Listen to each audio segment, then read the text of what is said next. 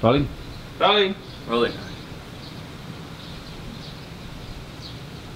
Okay. Hello, George. Can you please introduce yourself? Yeah. Shall I talk to you or the camera? Me. Okay. Hello, my name's George Clark. I'm an artist and curator from the UK. Most of the time I live in London, but I'm actually from the north of England, from a small village called Marston. And I'm here... Oh. Yeah, actually we want to know how or why you go here, Jatiwangi. Yeah. So, I'm here on a residency supported by the British Council, and it's part of a series of exchanges between artists and people in the cultural field between UK and Indonesia. It's my first time to come to Indonesia, although I have an interest in Southeast Asia, done a lot of research for curatorial projects in the region. So when the announcement came, there's an opportunity to come to do a project. I was very excited and was very interested in Jatiwangi because I believe their cultural program is a model that I was very interested to learn about, because I think Jatiwangi in some ways is quite similar to the village where I grew up, which is the countryside. It's about 5 hours drive from London, from the capital, and it's also a former industrial area with a landscape marked by factories which are now closed. So I was very interested in how Jatiwangi reimagined the factory as a kind of cultural catalyst. Then currently you do, what research or what we concerned about Jatiwangi? I guess what was interesting when we first talked with Ismail and Bunga, I felt like I should propose a project, but realised actually maybe there's been so much activity already at Jatiwangi Art Factory that it's very difficult to propose something. And what was great is that they already had an idea for what they wanted me to be involved in. Because I said, oh, maybe we could do some planting together. And they said, oh, there's already a farming collective in what is. I was like, oh, maybe we could start a television project. And it's like, oh, we already have a TV station. So what they invited me to work on was to come here to help them reflect on the history of the Village Video Festival that's been running since 2009, and to try think about how to approach it or to look at the activity within the festival in a different light. And in some ways the different light would maybe be trying to understand it from more an aesthetic point of view rather than the kind of social perspective that most of the work kind of was created out of or in dialogue with. So this is in a way the project, the impetus or the invitation for the project. But it's also very difficult to do that. So instead we kind of started with a series of screenings and events as a way to try figure out how to start a conversation and to find a meeting between my context and Jatiwangi, also between Jatiwangi as a site of production and exhibition and kind of history of artist practice film and video. So I organised a project at the Art Factory and with the Art Factory called the Jatiwangi Cinematheque. And this was a project, rather than to do a workshop to teach people how to make a film, more to try and watch films together in order to collectively think about what a film could be or how we could maybe make something. So I was very interested in not approaching it as a kind of a workshop or as a teaching project, but more as something that we could think through together, and think through by having a shared experience. So for me, cinema is a way to meet other people, to come together, to assemble people, but also to relate to different culture or different time periods or different people's experience. And I think one of the key elements of cinema, which is often not acknowledged, is that film's meaning changes where they're seen, when they're seen, and how they're seen. So we wanted to integrate that within the idea of the Cinematheque, to select films for the places where we watch them. So we did 4 screenings that took place in the Jawa Hall. It took place in the Cosmic Studio, the music studio, in the ceramic workshop, and finally at the Candy Cosmic, the temple. And all of the films were selected to reflect that place and to try and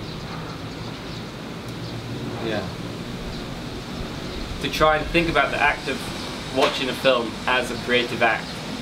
Already when we watch a film, we remake the film. And so I was very interested in bringing a selection of other works that I've seen before, but seeing how we could look at them in a new way here in Jatiwangi. It's just interesting, the project and Cinematheque.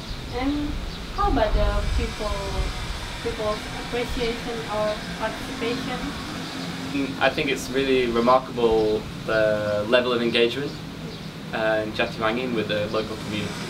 I curated film for many institutions, from very big museums. I used to be a curator at Tate Modern in London and worked with many film festivals. But in a way, and we often show challenging work, and it's always a struggle to get an audience. So it's kind of amazing that, you know, we show almost the same work here and we have as many people in Jatiwangi as we might have in screening in London. So I think it's a real testament to what the Art Factory has generated, the interest it's generated. And it was very attentive and kind of very special sort of audience.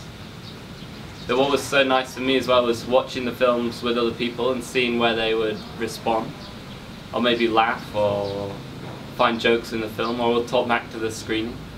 So we watched one film that was about the production of brick in the ceramic studio, and we watched it the same day after visiting the brickmakers just at the other side of the village. So already we had a comparative, real-life comparison. But when we watched the film, at certain points people were like, "Oh, we do that," like, "Oh, we do it better," or... And this felt like the type of screening that you could never, any other place you'd never have that context.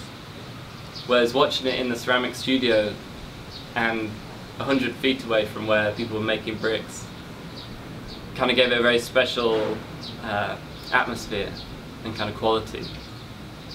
Yeah. Unfortunately, I cannot join. But I want to ask about this too.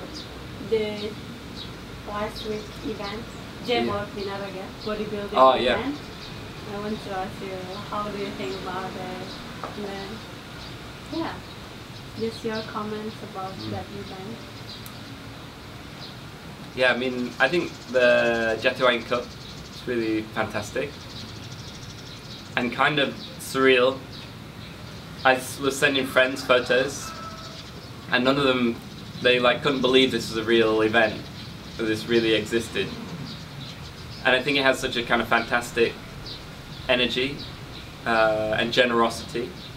I think one of the things I was very aware of kind of coming here and with the idea of the Cinematheque and how to run a workshop is also how, or the danger of the city telling the countryside how they should live, or bringing a criteria, an aesthetic criteria or social criteria to kind of judge the countryside.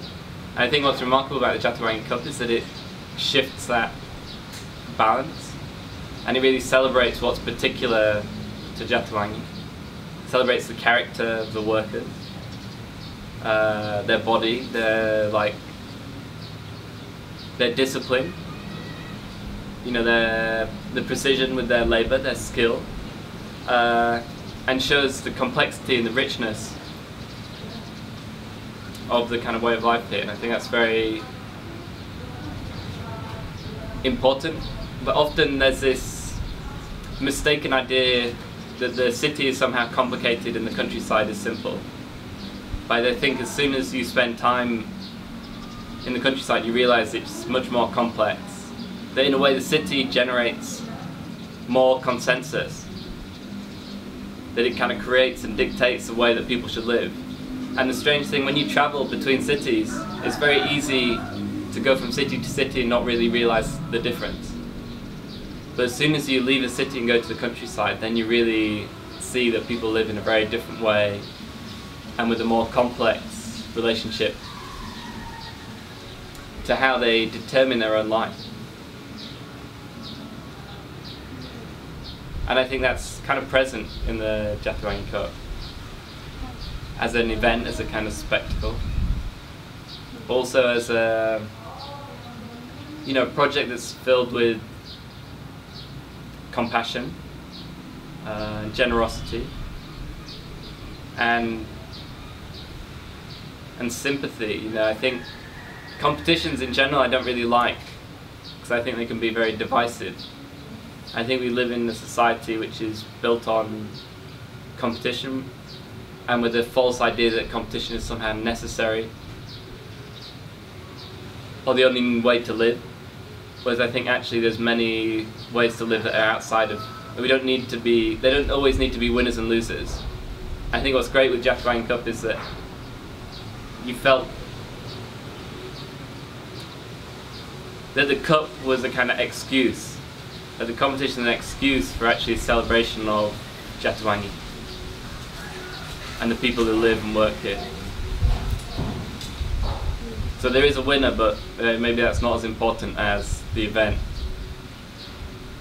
Yeah, I think so.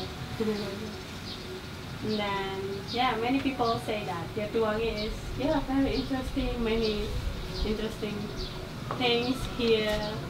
But according to you, what is the most interesting things you have found in Jatiwangi? Oh, you already, how long you stay here? So I've been here for 1 month. And haven't really left Jatiwangi, which I think is quite good. Like, I haven't been to Cirebon yet, which sounds like a fascinating city, but there's enough to keep me occupied here. I spend most of my life in cities, so it's nice to have a bit of distance. And it's difficult, because